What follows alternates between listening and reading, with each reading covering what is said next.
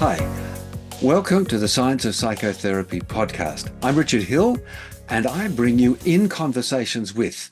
Today, we're in conversation with Dr. Rita Princi-Hubbard, an extraordinary woman who's actually just a recent doctor, completing her PhD, looking at aspects of teaching and child development and what teachers can do to have a better experience in the classroom. I'm sure we all agree that that's necessary.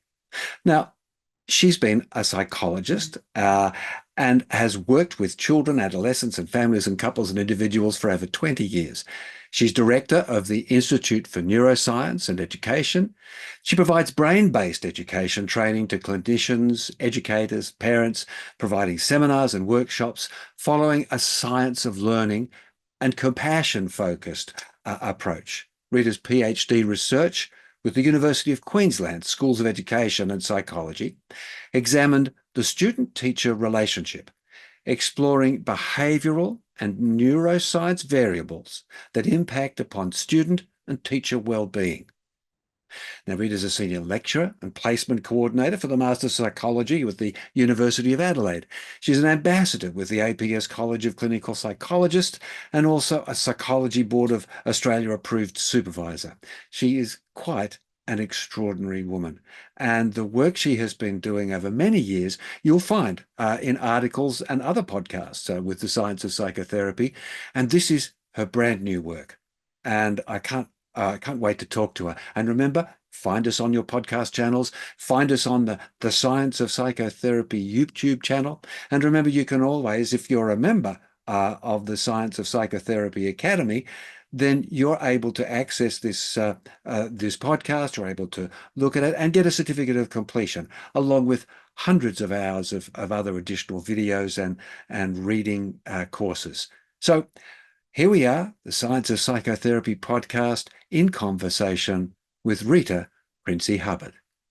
So welcome, Rita Princi-Hubbard. Absolutely fantastic to have you here. Now, those people who, Science of Psychotherapy listeners and readers, will know you because we've had a number of articles from you, a couple of podcasts in education is your big area. But you've also, you've done a lot of therapeutic work, but you're also now moving into consulting. And if that's not enough, you've just finished a PhD. Oh my gosh, how wonderful. Actually, could you just catch us up just a little bit about you, your consulting, your work in education, and then just get stuck into, what drove you to go to a PhD? It's a lot of effort, but it's really useful. And so over to you. Fill us in. Thank you, Richard. And yes, wonderful to be back and very much a fan of your work too, you and Matthew's work. I think that's great. And it's a pleasure to be here. Yes, I'd love to share that. Well, perhaps if I just give a bit of background. So I've been a clinical psychologist for about 25 years now. And during that time, working in my own practice, I was fortunate enough then to be able to work in areas that I found important. So I started off in chronic pain, but then I noticed that even working with chronic pain, that it was about families and particularly about children, which led me to work then with children who were going through chronic pain and chronic illness. Broadened it then to children in all areas, which meant that I was working a lot with educators. And I found that when I was working with educators and of course parents, that many times they weren't really equipped with understanding what was happening for the child or even for themselves. So that led me very much in my clinical practice to find more information that I could share with teachers and parents and also children so they understand what's happening. Otherwise, we're very much in a very diagnostic world at the moment. And I know that, different diagnoses need different supports. But what I think was missing was what's happening here and therefore what do I need, which sort of formulated into some modules that I put together. And when I first established the Institute for Neuroscience and Education, which is my new company, well, I've had it since 2019, and I established some conferences, invited different people to come and speak. One of the people was Professor Robin Gillies from the University of Queensland. And when she heard me talking about my modules, she said, these sound like very important, very important information to share with teachers. Would you consider doing a PhD about them? And I thought, wow, okay, that's a big job. And how am I going to do this? I've got my own practice that I'm running. But she said, I think the way she sold it to me was it's a culmination of everything you've been doing. And what a great way to share it with others, whether psychologists or educators. And so I embarked on this journey. I did it remotely as well because I'm in South Australia and she's in Queensland, but also then met two other wonderful supervisors, Professor Ross Cunnington and the amazing Dr. Chase Sherwell, all from UQ. And they were really on board to help me look at how can I look at my modules, how can I refine them more, and why were they important? And in that journey, I came across the Science of Learning, and they have a wonderful lab over at UQ, which I'm still a part of, which is really Science of Learning is bringing together neuroscience, psychological research, combining them in education. And so using that, and they're bringing it into their undergraduate teacher training. And then I came across compassion-focused therapy, which is what I've been doing for ages and didn't realize it had this name. And that is about, yes, neuroscience. So let's understand what's going on in the brain and the body. And then we look at evolutionary responses. Why do we respond the way we do? We talk about mindfulness, but we also talk about being careful not to go to mindfulness too quickly. If there's been trauma, we need to calm. And then CBT. The interesting difference between compassion-focused and just strict CBT. CBT just looks at the thoughts and then the feelings, whereas compassion-focused says, well, let's look at the emotion behind the thoughts. So we're going to the emotion and where's that coming from? And then you're more able to look at the thoughts and feelings. But anyway, somehow I put all that together in my modules, and I'm happy to say that I found good results. I did refine them more. And that's what's really led me now to wanting to share these and be available for schools or whoever else would like to know more about what I've done and see if they can help in the educational environment. And really, they're very adaptable. If I just throw in there, recently I presented to nurses and midwives a compassion-focused approach to understanding self-regulation and well-being. My PhD, though, was focused on education. So very applicable in all areas. And as you know, with the science of psychotherapy, that, understanding how we work. And I think someone you worked with once said it's a science of us, which I agree with. I think that's so important. And however you impart that knowledge, and if you impart it genuinely and sincerely and passionately, people seem to come on board because you're trying to show them that there are other ways to manage stress as it comes up, and especially with our teachers that need a lot of support. And that's really what my modules are. My modules are about teacher well-being while we're adding in other elements, which I can elaborate a bit further for you. And then ultimately, then, a well teacher is more able to help the child be well. Yeah. Yeah. I mean, there's so many. Wow. What a run through the whole gamut of frameworks. And this division into CBT and into compassion and into neuroscience and everything, that's just been an arbitrary decision by human beings, and probably very useful in its frame because so as not to be distracted, to try and get a clear idea of stuff. But I mean, I suppose that we could look at the complexity and differentiation. But if you just think of slices of a pie, it's the whole. We lose track of. We could really enjoy a single slice, but it's easy to lose track of the whole pie, and you kind of putting it back together again is sort of the point. And there are a couple of things, a couple of things just to tease out here and get a little bit more specifics. And what's wonderful is you're also going to write an article for the magazine coming out in October, so people can deal with a little bit more in the written structure there. So we've got modules that you teach. Now, when you talk about these modules, so again, you've got a whole sort of approach, but then you've divided it into areas. What are the sort of were the thinking processes, and where did you end up creating? What sort of modular frameworks did you create? Yes, thanks for that question. Yes, it's good to sort of break it down and see how it comes together. Well, I think what I realized, and in my research, it was confirmed, first of all, that in pre-service teacher training, in some places, they're only getting 10% of child development theory. And some of those series are still very much based on, the operant conditioning, Piaget, and sort of stopping about there. They might include Vygotsky, but they don't go further. So 10% of child development, and also not very much at all of psychoeducation. So not understanding how children work and teachers not really understanding how they work.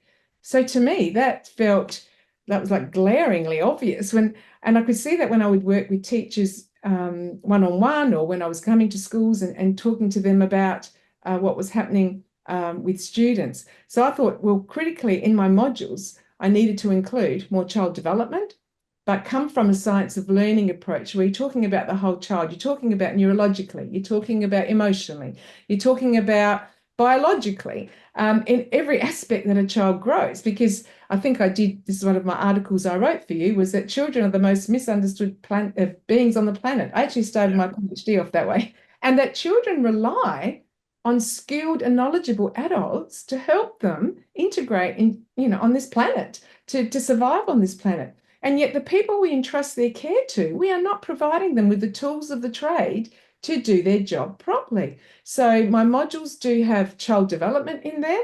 I do talk about what compassion, the focus approach is. I educate them with what that is. I explain to them what science of learning is, but I bring in child development modules, and then I talk about different areas of the brain, like the default mode network and the salience network and the central executive network, the amazing work of Mary Helen Imodino-Yang, who I'm very much a fan of, and the way she explains things is amazing, and a lot of the work that's been done at UQ.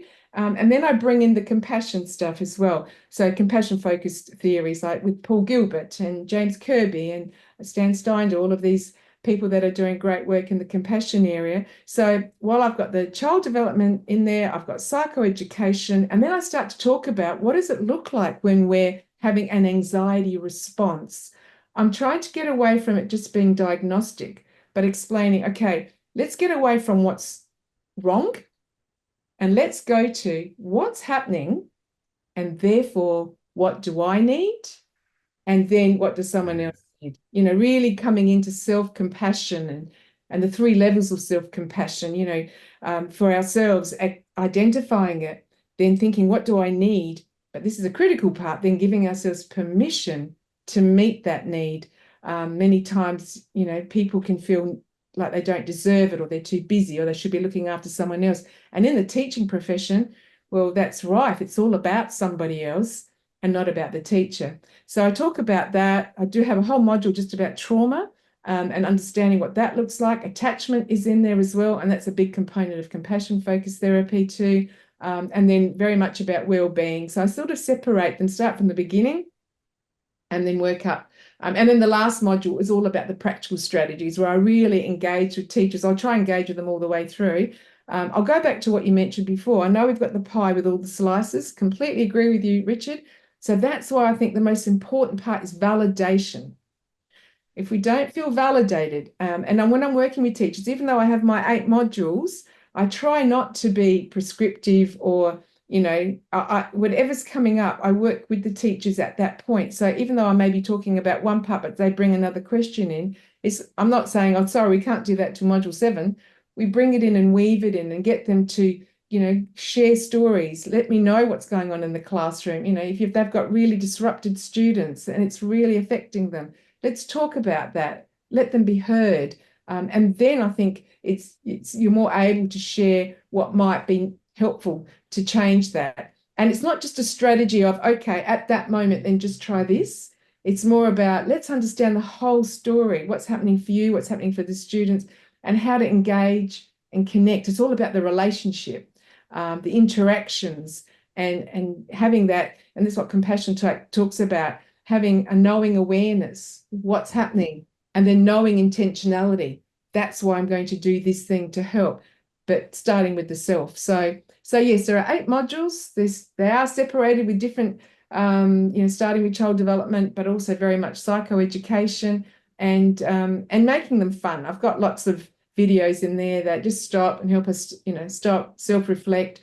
They do follow the AITSL standards. So I've gone through the Australian standards for teachers and identified which ones they are. I've I've also followed what teachers need in their professional learning. So they need to have specific learning intentions. We need to ensure that we've got correct references from peer-reviewed journals and books. We give opportunity to, we've got the clear objectives and aims of each of the modules. We finish off with an opportunity to self-reflect so they can think about what they've learned. There's a pre and post module test. So before we start, we always have our little pre just to see what they know, what they don't know. And then hopefully at the end, I've provided the information. And then I have neuromyths. I have neuromyths at the end just to see if we can dispel those in a fun way as well. So it's I suppose, putting all that together so that it meets educational needs, but also hopefully is enjoyable and fun. Yeah, that's just the most incredibly thorough piece of work, and I think that absolutely that as much as I might rail against some of the rigidities and of regulation, they are there. Mm. And they do have a functionality, albeit that sometimes, as I often describe it, the tail wags the dog.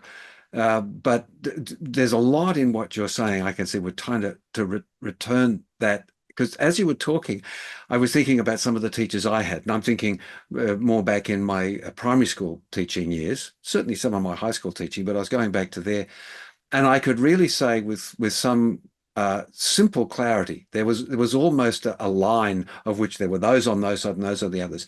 There were those that were teaching me. And okay, I learned stuff, I suppose.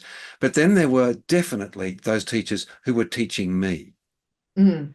Mm. And the difference between those teachers were extraordinary. We really experienced it. What I experienced in high school more, I think, as I think back on them in primary school, was a bit more of their philosophical framework because of kids. But in high school, I saw it more as I thought back on it, reflecting as I later on.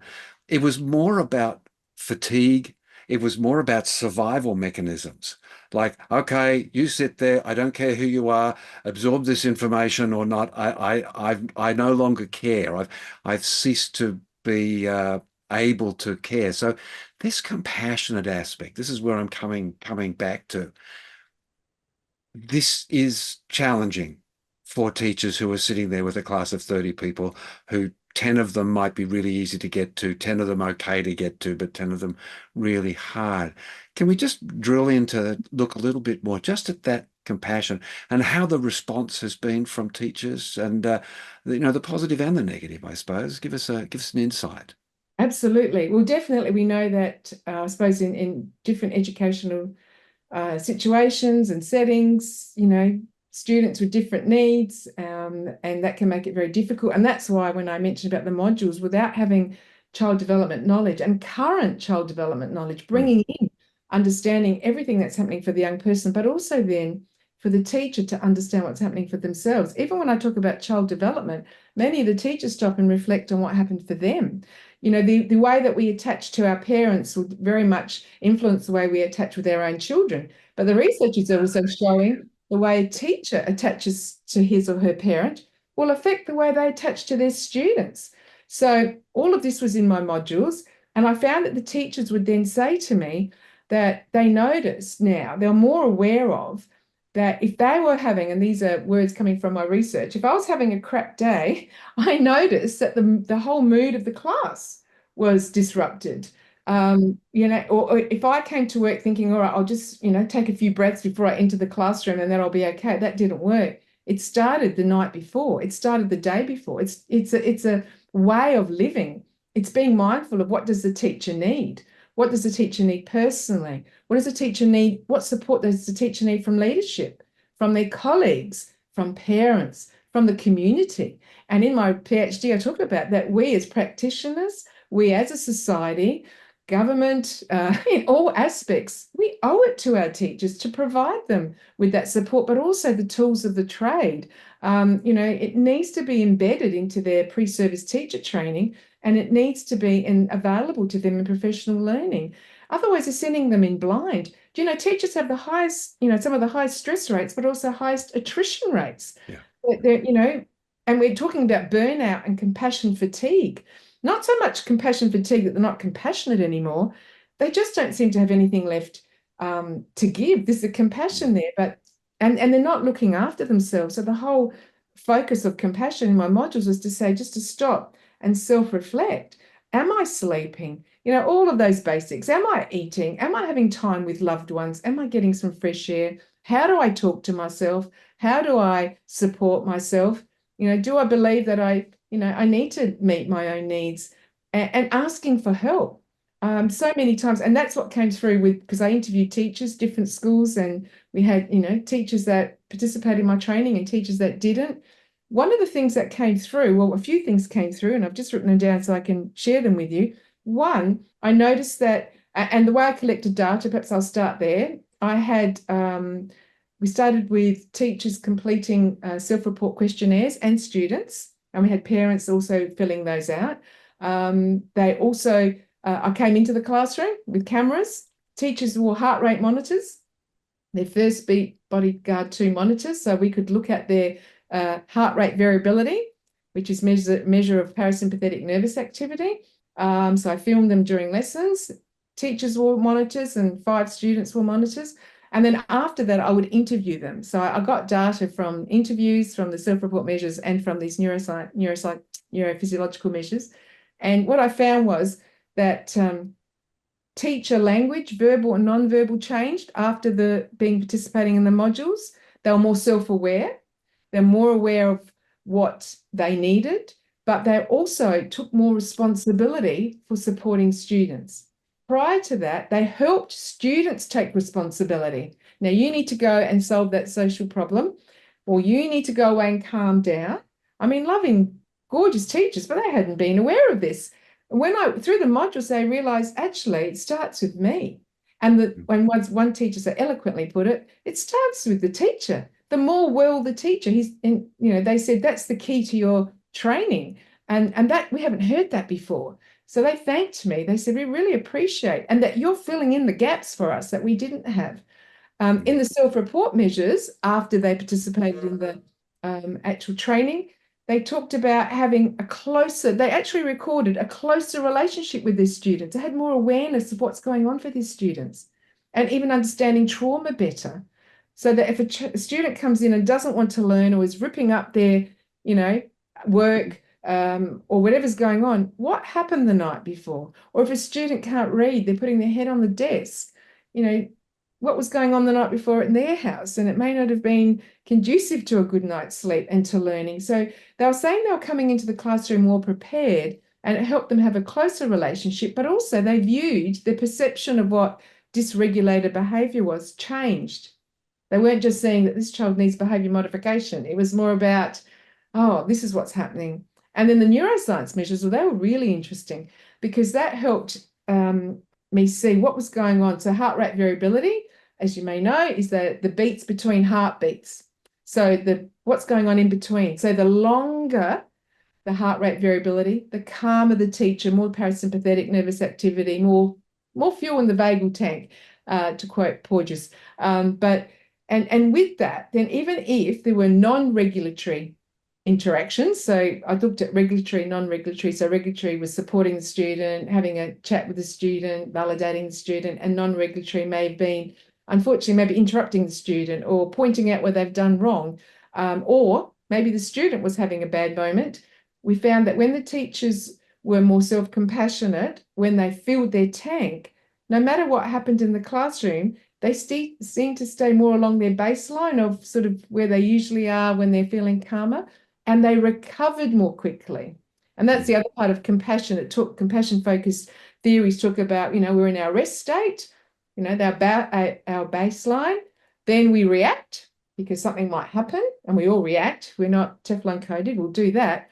But with understanding the principles of self-compassion, understanding what's going on for themselves and students, they recovered more quickly.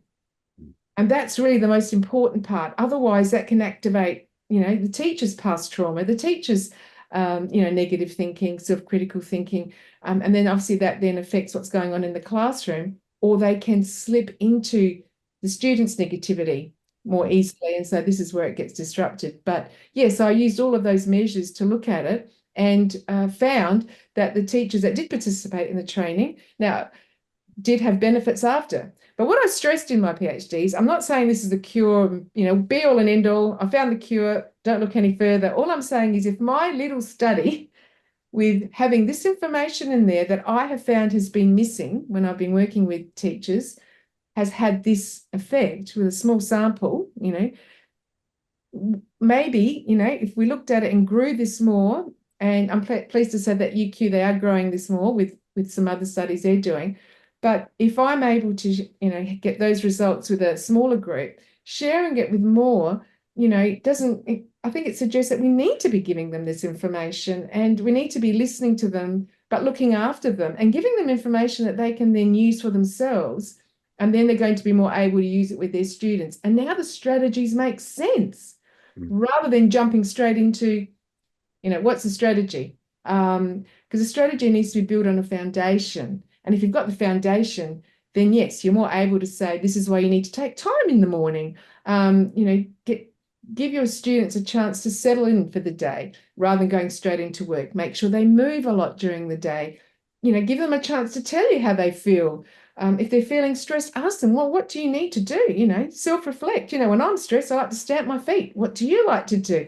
Engage and connect with them. That might take a little while, but the rest of the lesson is going to go more smoothly than if, and I think we need to be looking after our teachers, and that's why talking to leadership is important, and to parents, the whole structure. But it starts with training them well, I think, and ensuring they've got good professional learning or professional development available where they can feel validated and heard, but also provided with information to help them to do their job. Yeah, and I think it's really important that some people pick things up through their own life experience. This is great. Some people need to be educated. In fact, all people need to do both. My favorite quote is from Steven Pinker, who wrote a lot about neuroscience and language and teaching. It was actually why I eventually went back to university with the language instinct. But he said, it's quite interesting. The more I learn, the more accurate my intuition is. And because people, differentiate the two as if learning is one thing and I follow that and my inner sense of things is different. And I'll just give you a lovely example that we had from a teacher when my daughter was in year 6, I think, or year 5. Anyway, but she had no idea of the background behind this, and you'll start to see it as soon as I say it, is when she was getting to the end of the class, the end of the day, and what they need to do tomorrow. She said, now, boys and girls, everybody look, I want you to look, I'm putting on my magic eyes. So you look up at my magic eyes and you'll remember everything that I say. And then later on, I didn't know it at the time. I'm going, oh my God, yes, we're opening the eyes, we're activating the social engaged network of facial muscles, and we're altering vagal tone, we're relaxing, setting those who are maybe still a bit agitated into a parasympathetic, blah, blah, blah, blah, blah. Lots and lots of theory, which of course this teacher had no idea of. No idea of at all. All she knew was that worked. So there's what you're bringing so beautifully is we can't wait for every teacher to happen upon and just intuitively create that experience, because she's the only one I ever saw do that. So we've got a few thousand other teachers that need the help. And this idea you mentioned, Steve Porges, that stuff, if people just understood a little bit, I was talking to somebody about psychotherapies, professor, and he was saying, what I want therapists not to have necessarily a deep knowledge of all the therapies, but at least have a conversational knowledge about things beyond those things that they're particularly interested in. And this stuff of teaching them, well, certainly about child development, but also self-development. And I mean, this thing of compassion it's really a cyclical thing, and it can be very difficult if you're giving it out all the time and not getting any back. And that's why self-compassion, it starts with self-compassion. Because if we don't start there, and that's what the Dalai Lama talks about too, actually, if we don't start there, unfortunately, you see, if people have had a lot of negativity, or they've had trauma in their life, or they've had a lot of criticism, even that may not have been hugely traumatic, but they've had a criticism through their life, they may become very compassionate towards others. So they're the ones that you see are always helping others. But if someone wants to offer it to them, they say no. Or they say, oh, no, no, I don't need it. Or, they play it down. They can't, even if someone plays a compliment, you're doing great work, Richard, thank you. Right. Whereas some people say, no, no, no, you're just saying that, or no, really worried about accepting it. And so if we go back to the parasympathetic nervous system and the vagal tank theory, it actually says that in compassion, when you notice, and the definition they use is a sensitivity to someone else's suffering or our own, and then a motivation and a commitment to alleviate it. So when you notice it in someone, your tank or your parasympathetic nervous system takes a dip because the other person's in a dip. Now, when they allow you to help them, it restores both. I get filled, you get filled. However, if I want to help you and you say, no, Rita, please, I don't want to burden you and I don't deserve it, or, people have all sorts of different ways of refusing it, then you've still got the dip, but now I go away with the dip too. And when I mentioned this to teachers, that's when they went, oh, okay. So if someone wants to help me and I say no, I'm actually also affecting them. That's right. And when you get very, kind people, the thought of hurting someone else, so it's like, okay, I need to accept that.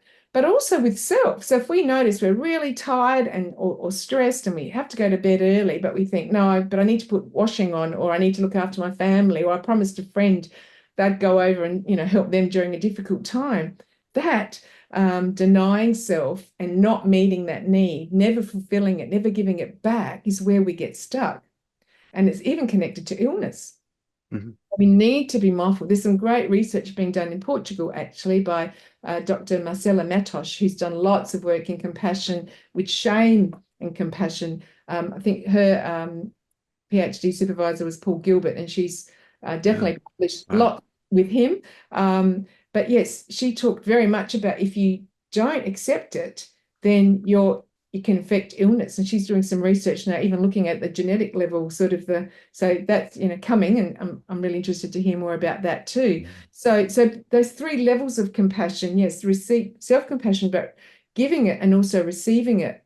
It also fits, which you may know about compassion focus theories, but if I explain it, those motivational systems, that tripartite model where we've got the threat system, the soothing system, and the drive system. So the threat system, as we all know, cortisol, adrenaline, you've got the amygdala firing, a lot of negative thoughts or wanting to hide, getting angry, getting scared, all of those things happen. The soothing system, obviously, is where we have more oxytocin and, we're feeling more calm and relaxed. It's soothing system. And then the drive system where we're ready for action. Okay, let's go and do what we want to do. So dopamine, and there may be some level of, I suppose, cortisol there and adrenaline because we're getting work done.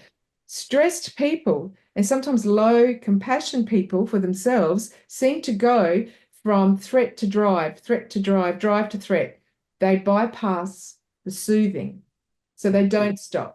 They don't think of their own needs. But that's how they then burn out, this compassion fatigue, which is really burnout. And, unfortunately, they put themselves at risk of health problems because they're not looking after themselves or meeting their basic needs. I know, different professions, nurses probably do that. We know teachers do that. And we probably have others that are in that boat. So understanding that why it's beneficial and being careful. And I think giving that information so they're more aware of looking at it. Some research also being done in UQ talks about even in the classroom having glasses. So the red glasses would be for the threat system, the green glasses are the soothing system, and the blue glasses are the drive system. So almost encouraging students and teaching this to students so that if they are in the threat system, they go and put the red glasses on and come over to the teacher, and the teacher then knows, okay, you're having a bad time. Maybe the teachers need to put them on as well. But yes, interestingly, a couple of years ago, I gave a child version of my modules to year fours at the school that I had collected some of the data from. And that was just amazing. Year fours and the questions they asked and the things they wanted to know about what's going on in the brain. One that stands out, and I won't go into too much detail, but this one in particular, a little fellow said to me, why is it that sometimes my heart wants to do one thing, but my brain wants to do another? A year four student being aware of that difference. And it was just, so encouraging. And I think it's something that needs to be shared in the whole curriculum. And that's what I've said in my PhD too. We need to embed it, one, in teacher training, but two, that it becomes part of the curriculum, that people are aware of this, and use it, whether it's maths, whether it's spelling or geography or whatever the subject is, because that way everyone's doing, like, being mindful all the time. It's not supposed to be a 1 hour well-being session. And then, okay, you've done that for the week, let's keep going. I mean, that would be a wonderful achievement if that happened, or if more people came on board. But I suppose it's a start at least, and it's showing, a good Yeah, result. So, that is, I know when I was doing my education masters, there were people who quite often talked about wonderful programs and bits and pieces, but they were peripheral to the central core of teaching a curriculum. And I would often, I was doing the masters not in order to be a teacher, but to understand more about teaching, because I was doing that. And I'd quite often sort of put my hand up and say, well, what happened when that person left? And almost actually every single interesting, innovative program died with the departure of the innovator. And in fact, I've seen that in many other different fields. When the innovator dies, everything seems to, holding it together is very hard. But this idea of complex understanding when given an opportunity. I mean, we talk about the humanities, but it's just about studying humanness, and maybe that word sensitivity. I mean, it'd be great if we just had sensitivity classes. That's right. And changing the definition of that, because I suppose Yeah, we remember when, you're too sensitive, whereas now we're saying that's actually showing you're connecting with your feelings and others' yeah, feelings. yeah. It's that awareness, and it's what we use in the practice that I work with Mary Hansen, the responsive sensitive observation. Mm, Uh, so it's sort of like that's a bit heart and head. mm, And this little fourth grader was beginning to understand that he had heartfelt and headfelt mm, drives, and what a wonderful opportunity. And I mean, I would love to talk to that little fella mm, 10, 15 years down the track and say, how did that moment help you, release you mm. into that? Well, we'll have to do our longitudinal research later. So, gosh, your descriptions are so thorough and so informative. The Now, where we're going is you're implementing. It's putting down. Now, exactly as you say, it's the system that is perhaps a bit rigid and difficult. Okay, so let's work with it. We've got research going on. UQ is just the most amazing university. We do a lot of work everywhere from education to robotics to genetics to, they're really interesting. So now the program for you now, and the task for you, is to spread this. That's what you were saying before. I start with this thing, and that plan. Now, without sort of looking for your megalomaniac business plan, which you don't have, but in the spreading of things, what are your projections, your predictions? What are your feelings about in relation to what I said, that sometimes when the initiator of a program moves Mm, on or something, they die. mm. Do you think you're going to be able to get this into the heart, into the guts of the system, so that it becomes something that's not filtered off?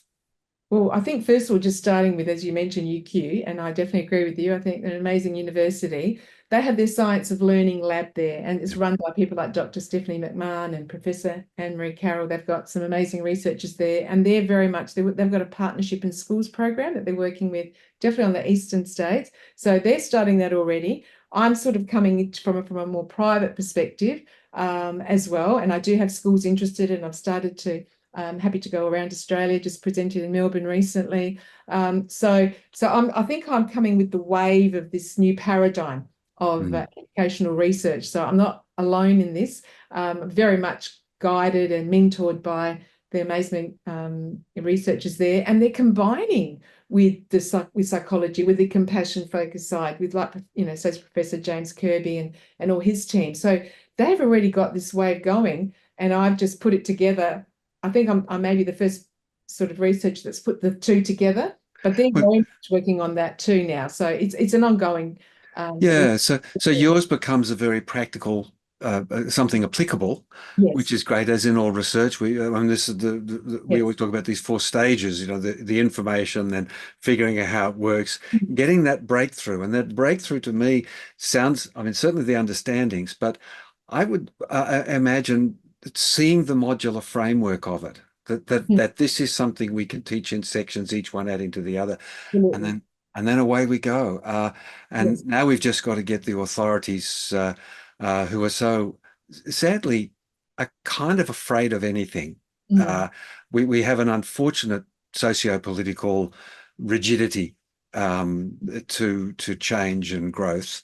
Uh, but maybe we can just bypass it and just do it anyway. Well, I think, as I said, definitely UQ's having some breakthroughs with their Science of Learning Lab, for example, in their partnership with schools. They're actually going into schools, and the teachers and the students are collecting the research. So they're Yeah. teaching how to do that, and then collaborating with them and presenting at conferences. So I think there's a momentum starting. I don't know how. It might take a while. Unfortunately, as every great new idea takes a while to be out there. So my goal is to do what I can from my perspective to use those modules. You have my website, and if you want to see the structure of them, they're on there. But yes, just to share the knowledge I've gained, and to implement them, and give them, share them with schools that are interested, so that I'm doing my little bit that way. And I feel very passionate about them. And maybe in my research, I've sort of come to it the other way. I was already working in the clinical space, identified this need.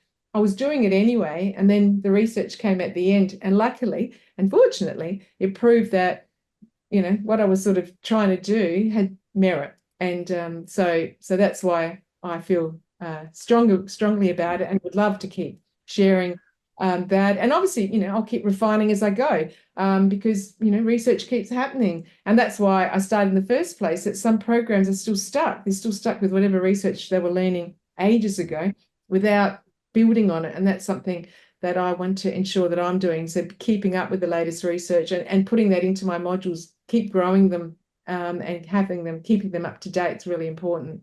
Yeah, I think there's a great strength that stands on the shoulders of humility.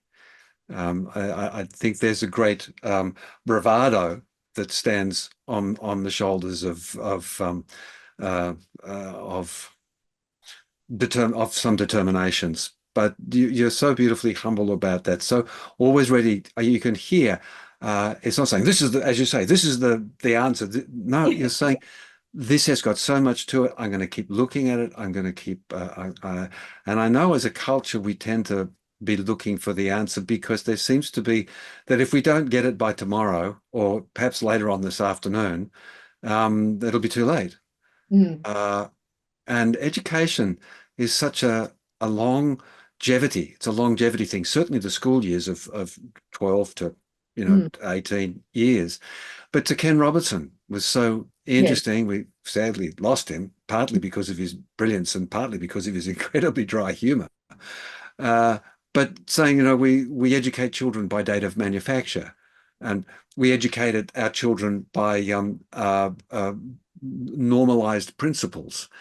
And one of the things that I know the system, because we were talking about it before, it's looking at those capable students, or looking at the capabilities of students that are not being fulfilled, Mm, and maybe questioning, instead of the children, questioning the way in which the education is being presented to them. So mm. that not necessarily individual, like one-on-one approach, but giving that one-on-one. Can you just speak a little bit? I'm wandering away now. I'm rambling. How do we adapt to that useful individual of, well, actually everyone's useful. Those Yeah. capabilities within an individual that may be at odds with the standard forms. Well, I think that's a really important point. And I go back to Gardner there and thinking about, 8 intelligences. So we all have capabilities in different ways. And I think when a teacher can recognize their own, they're more Mm. able then to step and feel comfortable with that. They're more able then to recognize it. But giving students a chance to show us, if they find maths, spelling, and, reading hard, but they're great at skateboarding, talk to them about how, wow, if that was a subject in school, they'd be doing amazingly. So, let them bring their skateboard in, let them talk about let them get some credit for it. So they've got a standing in their class if they're good at something, and then present the other subjects and what else, what other support that might need. But they're then doing it knowing that I'm good at something rather than I'm not doing that. So really engaging and connecting, but it starts with feeling connected with yourself first. And I think if a teacher or a parent or whoever we are, if we are okay with us, and getting, we're getting support that we need, or ensuring that we're meeting our needs and we're being compassionate with ourselves, then you're more likely to be able to connect with somebody else and see that. Mm. Because, the more you do it for you, the more you understand those same principles apply. And then if you know how children work, that they're not mini adults, that they do need guidance from us, that we are meant to be the ones that help them understand what's happening, and let them shine. We've got the Paralympics on at the moment. How amazing, how wonderful to show that we all have merit. There's skills everywhere, and great, obviously, ambassadors and role models for all of us. But I think that's the thing with children, they all have something. And if we don't find it, and that's what's, our role, whether we're teachers, parents, psychologists, adults on this planet, we need to fulfill that role. Otherwise, they're going to feel left out and alone and lost. And then we see other problems stem from there. So, yes, if we can find that special thing, and how wonderful, it's a treasure, going treasure hunting. And of course, that child will always remember that, as we know, as you mentioned, with those teachers that we remember. Unfortunately, we remember the ones that maybe weren't so good at understanding us, but we definitely remember those, but we do remember the ones that, did see Yeah. us. And give us that credibility. I mean, it's interesting, the skateboarding thing. I mean, there was a conversation with one lad, um, and he was said, "Who'd think I'd ever be interested in algebra?" But actually, circular movements and curved actions and understanding what the best way to move through a particular angle in the skate park. I learned through cosines and things, and we work out exactly. He said, "There you go." That's perfect. Yeah. It became interesting. It became interesting to them. So I think the podcasts unfortunately always have to end. Um, there's beautiful descriptions there, and coming through and then talking about that individuality and how it doesn't have to be a detraction or a holdback. In fact, it's actually more of a spur on. And paying attention to those recovery periods, how we recover, how we restore. Yeah. You've beautifully brought that out, and maybe we have to work individually, and maybe we have to allow people to give people the sensitivity to themselves, and so they can put on a red glass or a green glass or a blue glass, which and develop a way of managing rather than having that be their excuse. You've covered so many of this stuff. And I'm going to have to go back and look at it all again to remember even more. But as we come up to that, and I've just sort of given not a summary, but just the things I remember from what you've said. Is there a summary? Is there a question I've missed, or is there just a rounding off of this fabulous presentation today that can leave our viewers? And just quickly to say, in-ed.com.au, in-ed.com.au. We'll have it in the show notes and things, but that's the place to go to find out all about what Rita's doing. So just over to you to wrap us up. Okay, well, I suppose first of all, thank you so much, Richard. It's great to be able to share what I've been doing. People usually say to me, I can see how passionate you are about it, and I don't realize that I'm obviously Yeah, they say that to me, and I think, well, what else am I going to be? Bored? That's right. But yeah. Yes. Well, I think it's just about understanding that we all, we're not alone in this, that, it's about, otherwise, if we've had so much negativity, that's where that competitiveness comes out. And then that can lead to a lot of self-criticism, and then, we can misinterpret other people's intentions, and, and that can happen with students, it can happen with teachers, it can happen with all of us. Whereas when we understand that we're worth it, and how do we give ourselves that message?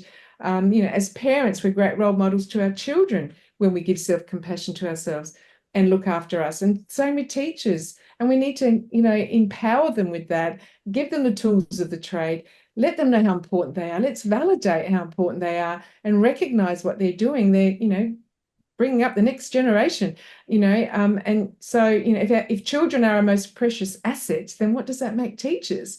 They're the growers of our most precious asset. So, but taking that time to acknowledge that it's okay to ask for help, that it's important to share knowledge, and rather than keep it, to ourselves, and to work together, because our children depend on that. And I suppose we do as well as we're going through our lives. So, and if I can bring a little bit of that into any environment to help understand that, that connecting and engaging, that is so important to our well-being in so many ways. And I'll just finish off by saying what I really found, and this is like the bottom line of my research, is that there is a bi-directional effect of regulation and dysregulation. So if we have a dysregulated teacher, we're going to have a dysregulated student. A dysregulated student can bring about a dysregulated teacher. But when a teacher understands what's happening and are able to self-regulate with all the information I've shared with you today, then that has this positive effect on the child. They are more able to self-regulate. My model in my research was a triangle, and the bottom is heavily on let's look after teachers, because then teachers are more able to help students, and then our students thrive. So we've got to get it the right way round, and ensure that we're not just putting all the emphasis on, we've got to give these strategies to fix our kids if we're not supporting our teachers. And that way we don't have to fix anyone, we celebrate them, which I think is a much better way of looking at it. What a beautiful ending note, and just this movement that's I think flowing out of a very natural emergence. These ideas, as we've been struggling through culture to become more human, become more natural for a little while. You're just one of the shining lights. This is just a joyous conversation, and let's hope my grandkids and their kids will be benefiting from what you are doing at this time. Thanks so much, Rita. My pleasure, Richard. Thank you. Okay, bye for now. Bye-bye.